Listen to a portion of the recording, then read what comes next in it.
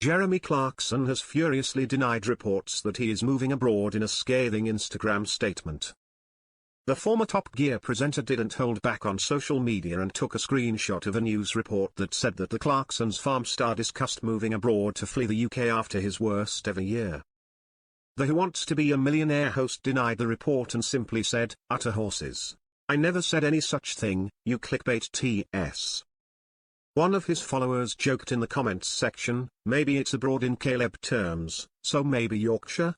A second person also quipped, "Ah yes, the man single-handedly fighting for the British farmer and keeping his local economy alive through sheer force of will is going to just give up."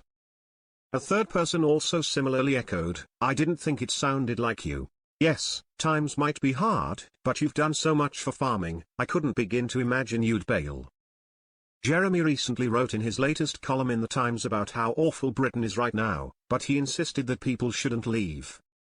He listed several countries, such as Dubai, Portugal, and Denmark, but in the end, he concluded that citizens should remain in Britain to be with friends and family.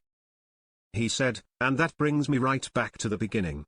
If you move abroad, in 3.5 years you will be living in another country, and God knows what it will be like there then. Whereas if you stay here, in 3.5 years you'll be surrounded by your friends and family, and the horror of Starmer will have gone." Clarkson has recently emerged as an unexpected champion for British farmers through his popular Prime Video show, Clarkson's Farm, which is now filming its 5th season. Last year, he went to Westminster, along with thousands of farmers, to protest the government's upcoming changes to how agricultural property is taxed.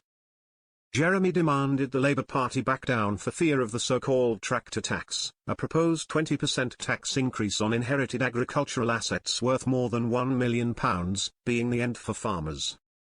When quizzed on how bad the policy could be for farmers, he said, "It's the end."